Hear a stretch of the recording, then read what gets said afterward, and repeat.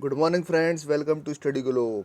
दोस्तों, स्वागत है आपका अपने चैनल स्टडी ग्लोब में। आपकी सफलता हमारा संकल्प। जैसे कि आप सभी जानते हैं, मंडे टू फ्राइडे हम जनरल साइंस के इंपॉर्टेंट क्वेश्चन डिस्कस कर रहे हैं जो आपकी आने वाली परीक्षाओं के लिए बहुत ही महत्वपूर्ण है। दोस्तों, ये सेशन डेली सुबह 10:30 बजे होता है, याद रखिएगा। आज इस सेशन का है छठा दिन। जिन्होंने पुराने वीडियोज़ ना देखे हो तो चैनल की प्लेलिस्ट में जाके ज़रूर देखें। दोस्तों, इसमें हम रेलवे के आरआरबी ग्रुप डी एएलपी के सारे प्रीवियस ईयर्स क्वेश्चन डिस्कस कर रहे हैं, साथ में एक्सपेक्ट क्वेश्चन भी और न्यूमेरिकल भी डिस्कस कर रहे हैं दोस्तों। ठीक है दोस्तों, वीडियो को लास्ट तक ज़रूर देखिएगा। सेशन को ज़्यादा से ज़्यादा लाइक करें, अपने फ्रेंड को शेयर करें और चैनल को सब्सक्राइब करें। दोस्तों, एक बात और, इस वीडियो की फ्री पीडीएफ पाने के लिए आपको मेरे टेलीग्राम चैनल ज्वाइन करना होगा, जिसका लिंक आपको नीचे डिस्क्रिप्शन बॉक्स में मिल जाएगा। चैनल का नाम है स्टडी ग्लोब। ठीक है दोस्तों, चलिए बिना देरी करे आज का सेशन शुरू करते हैं। दोस्तों, आज का पहला क्वेश्चन आपके सामने ये है। चलिए बताइए, जो अपनी आधुनिक आवर्त सारणी है, आधुनिक सारणी में कौन से दो आवर्तों में 8 तत्व होते हैं? बताइए। In the modern periodic table which 2 periods have 8 element? बताइए दोस्तों, इसका आंसर क्या होगा? तो दोस्तों, आप सभी जानते हैं कि हमारे जो आधुनिक आवर्त सारणी है, मॉडर्न पीरियोडिक टेबल, उसमें कितने आवर्त होते हैं? 7 आवर्त होते हैं, 7 पीरियड होते हैं। ठीक है फ्रेंड्स, ध्यान रखिएगा। 3, 4, 5, 6, 7। ठीक है फ्रेंड्स, पहले में फ्रेंड्स कितने एलिमेंट होते हैं, कितने तत्व होते हैं? 2 होते हैं। ठीक है फ्रेंड्स, दूसरे और तीसरे में फ्रेंड्स कितने होते हैं? 8 होते हैं। चौथे और पाँचवें में फ्रेंड्स कितने होते हैं तत्व? 18 तत्व होते हैं। ठीक है फ्रेंड्स, और छठवें में फ्रेंड्स कितने होते हैं? 32 होते हैं। और सातवां अपना क्या है फ्रेंड्स? अपूर्ण है, इनकम्प्लीट है। ठीक है फ्रेंड्स, तो अपन से क्या पूछा गया था? 8 तत्व किस में मौजूद होते हैं? तो किस में? दूसरे और तीसरे, सेकंड और थर्ड पीरियड में होते हैं। तो इसका आंसर फ्रेंड्स क्या हो जाएगा? डी। ठीक है, चलिए अगले प्रश्न पर चलते हैं। चलिए बताइए, ऑक्सीजन की आपूर्ति पर्याप्त होने पर डैश लॉ निकलती है? बताइए।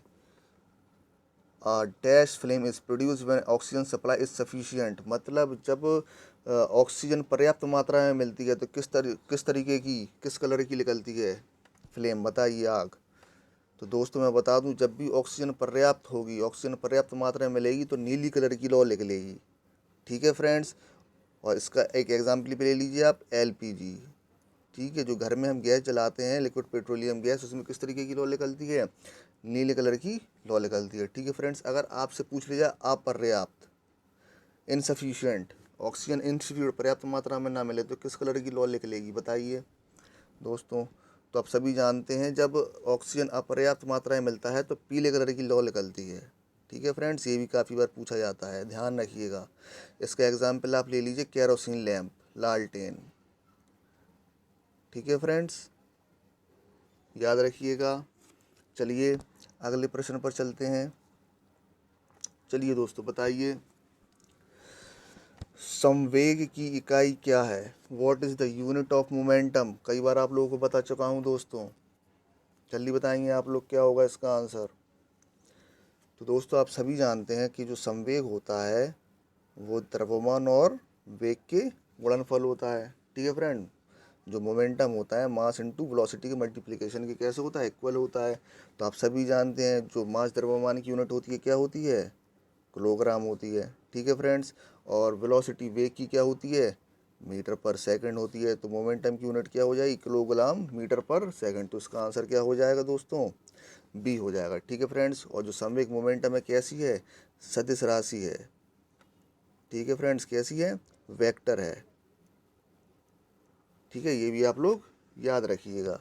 चलिए अगले प्रश्न पर चलते हैं। चलिए दोस्तों बताइए, जो हाइड्रा प्रजनन करता है किसके द्वारा? बताएं। हाइड्रा रिप्रोड्यूस बाय, कई बार रेलवे के एग्ज़ाम में आ चुका है दोस्तों, एसएससी के एग्ज़ाम में भी आ चुका है ये क्वेश्चन। जल्दी बताइए क्या होगा इसका आंसर।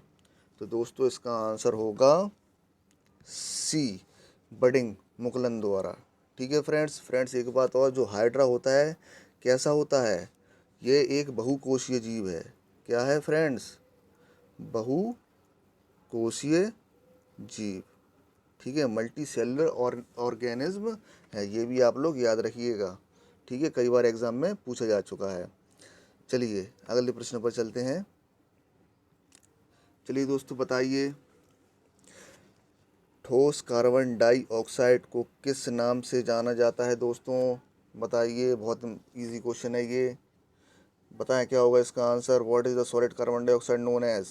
तो दोस्तों आप सभी जानते हैं जो ठोस कार्बन डाइऑक्साइड उसे हम क्या बोलते हैं? सूखी बर्फ, ड्राई आइस बोलते हैं। ठीक है फ्रेंड्स। अच्छा, जो अपनी कार्बन डाइऑक्साइड होती है फ्रेंड्स, इसमें कार्बन का परसेंटेज कितना होता है बताएंगे आप लोग? कितना होता है, जल्दी जल्दी बताइए, कितना होता है? 27.3%। ठीक है फ्रेंड्स। अच्छा फ्रेंड्स, जो कार्बन डाइऑक्साइड होती है अपनी एटमॉस्फेयर में कितने परसेंट है, ये भी बता दीजिए। जो अपना एटमॉस्फेयर वातावरण है उसमें कार्बन डाइऑक्साइड कितने प्रतिशत मौजूद है? तो दोस्तों कितने प्रतिशत मौजूद है? 0.03%। ये भी आपका पूछा गया प्रश्न है। ठीक है फ्रेंड्स। चलिए अगले प्रश्न पर चलते हैं दोस्तों। उम्मीद है आप लोगों को सेशन पसंद आ रहा होगा।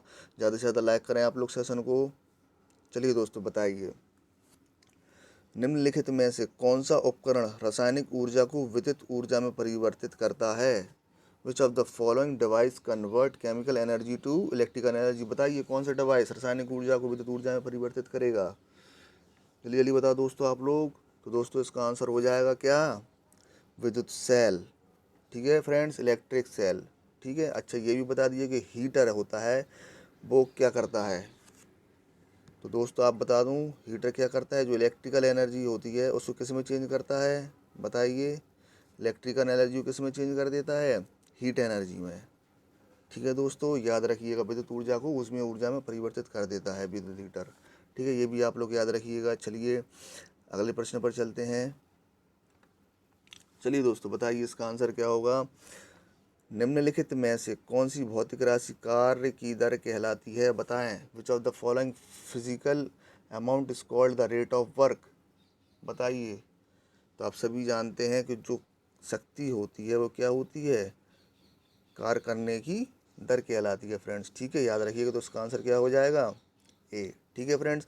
और अगर दर की जगह आपसे क्षमता, एफिशिएंसी पूछ लेते तो इसका आंसर क्या हो जाता फ्रेंड्स? ऊर्जा हो जाता।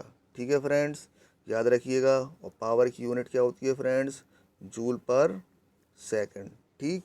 चलिए अगले प्रश्न पर चलते हैं। चलिए बताइए दोस्तों इसका आंसर क्या होगा। रिक्त स्थान में सबसे उपयुक्त विकल्प भरें।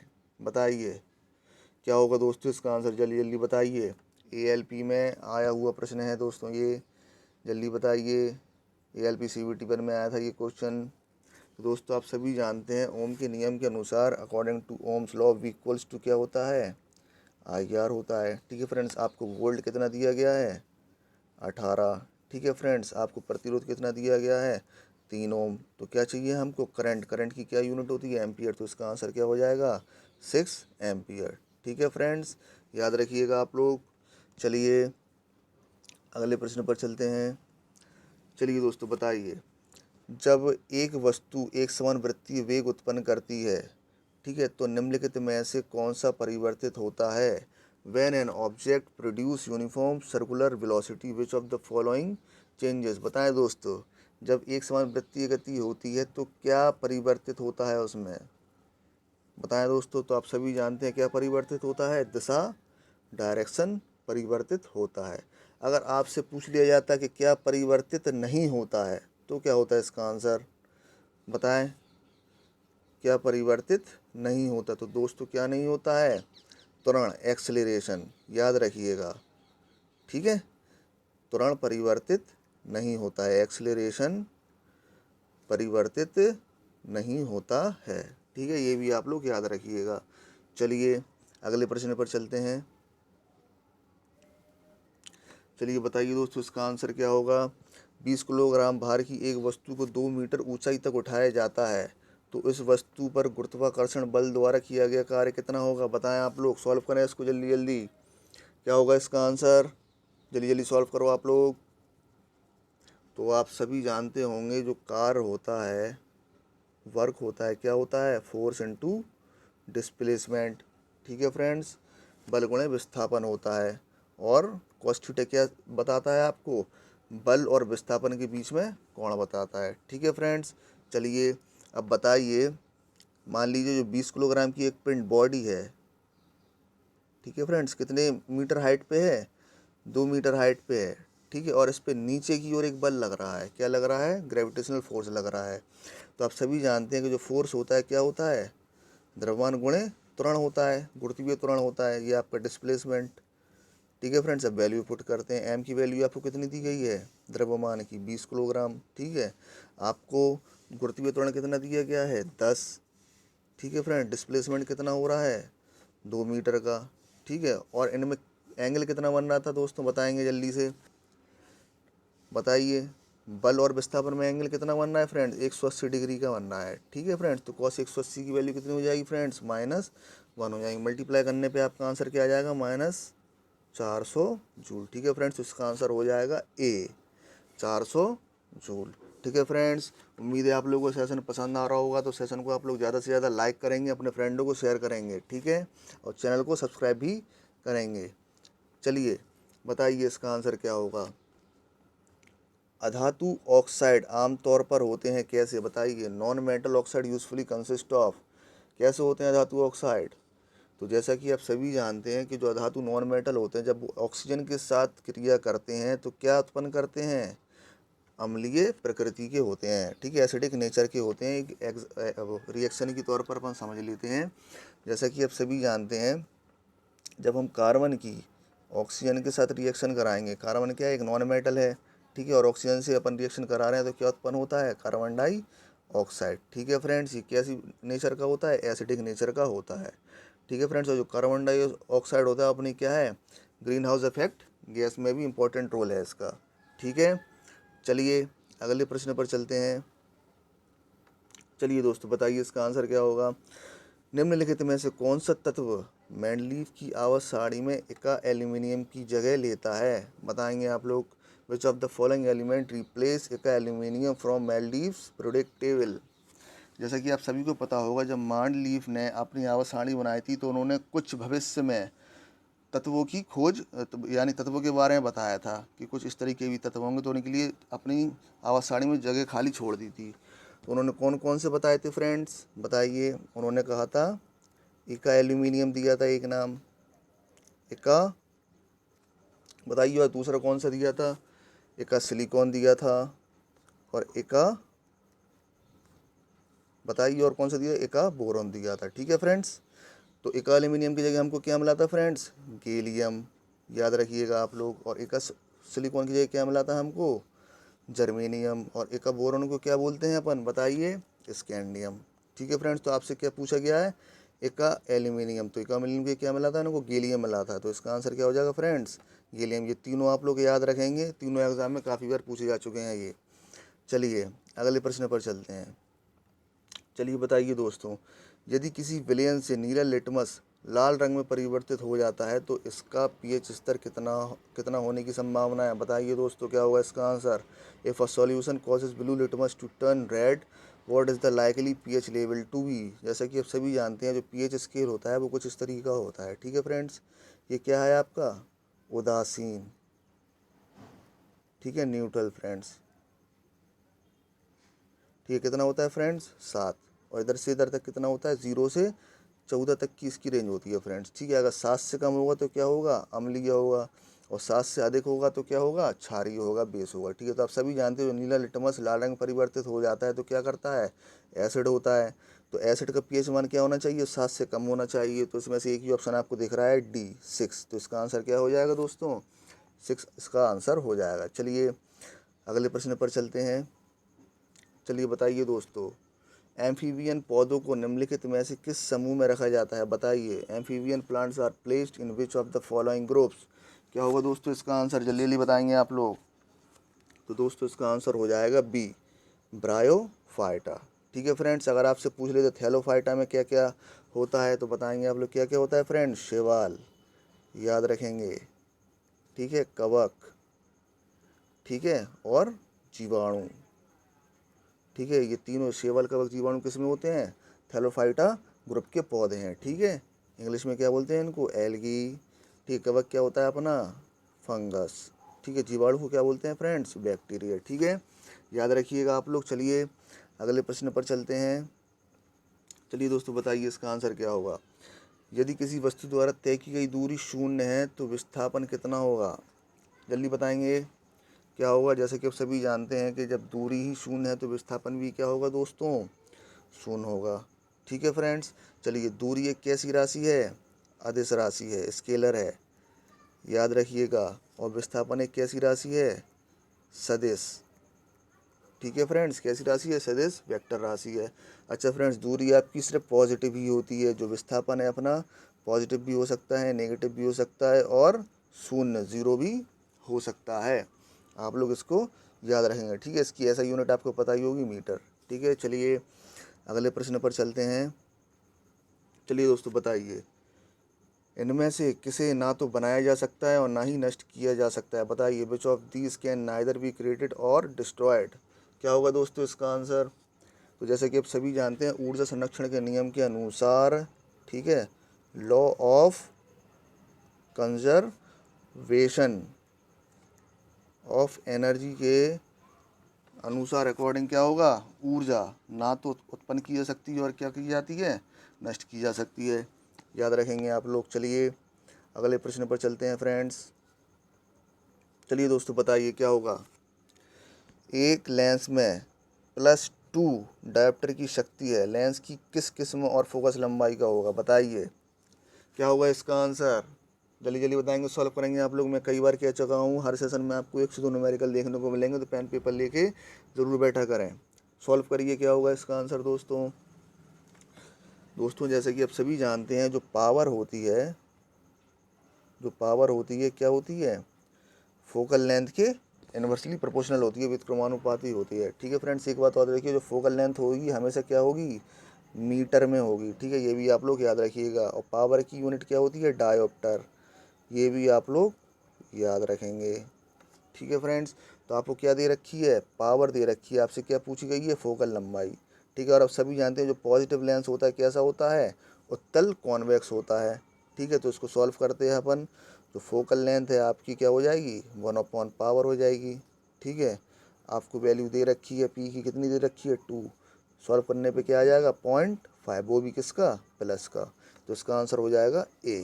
ठीक है, कॉन्वेक्स 0.5 मीटर। ठीक है, चलिए अगले प्रश्न पर चलते हैं। चलिए बताइए दोस्तों इसका आंसर क्या होगा। ठीक है, प्रोटेस्ट ग्रंथि किसके नीचे मौजूद होती है, बताइए। The protest gland is present now blow, sorry, बताइए जल्दी से क्या होगा इसका आंसर। तो दोस्तों इसका आंसर हो जाएगा ए। ठीक है, द यूरिनरी ब्लैडर, मूत्राशय के नीचे प्रोटेस्ट ग्रंथि मौजूद होती है, याद रखिएगा आप लोग। ठीक है फ्रेंड्स, अच्छा ये बता दीजिए, जो अपने यूरिन होती है, जो मूत्र होता है, उसका कलर पीला हो जाता है किसके कारण, जल्दी जल्दी बताइए किसके कारण पीला हो जाता है। तो दोस्तों किसके कारण पीला हो जाता है, यूरोक्रोम के कारण। ये भी आप लोग याद रखेंगे, किसके कारण होता है, यूरोक्रोम के कारण पीला हो जाता है। ठीक है, चलिए अगले प्रश्न पर चलते हैं। चलिए दोस्तों बताइए, ओडोमीटर एक ऐसा उपकरण है जिसका उपयोग गाड़ियों में डैश मापने के लिए किया जाता है, बताइए। किसका मापने के लिए ओडोमीटर का प्रयोग करते हैं अपन, किसे नापने के लिए। तो दोस्तों ओडोमीटर से हम क्या नापते हैं दोस्तों, दूरी नापते हैं, डिस्टेंस नापते हैं। ठीक है फ्रेंड्स, याद रखिएगा। अच्छा फ्रेंड्स, गति किससे नापते हैं, जल्दी से बताएंगे। गति किससे नापते हैं, तो दोस्तों गति किससे नापते हैं, स्पीडोमीटर से नापते हैं। ठीक है फ्रेंड्स, याद रखिए, गति किससे नापते हैं, स्पीडोमीटर से नापते हैं। ठीक है फ्रेंड्स, चलिए अगले प्रश्न पर चलते हैं। चलिए बताइए दोस्तों इसका आंसर क्या होगा। भ्रूण को एक विशेष ऊतक की सहायता से माँ के रक्त से पोषक प्राप्त होता है, बताइए। The embryo get nourishment from the mother's blood with the help of a special tissue, बताइए दोस्तों इसका आंसर क्या होगा। तो दोस्तों इसका आंसर हो जाएगा ए, गर्भनाल, प्लेसेंटा। ठीक है, इसी के कारण जो भ्रूण को एक विशेष ऊतक की सहायता से माँ से रक्त प्राप्त होता है। ठीक है, प्लेसेंटा के द्वारा, गर्भनाल के द्वारा। ठीक है दोस्तों, उम्मीद है आप लोगों को सेशन अच्छा लगा होगा। तो दोस्तों आप सेशन को ज़्यादा से ज़्यादा लाइक करेंगे, अपने फ्रेंडों को शेयर करेंगे और चैनल को सब्सक्राइब भी करेंगे। ठीक है दोस्तों, और नोटिफिकेशन के लिए बेल आइकन दबाना ना भूलें दोस्तों। ठीक है, चलिए ठीक है दोस्तों, बाय बाय, जय हिंद, जय भारत, थैंक यू दोस्तों।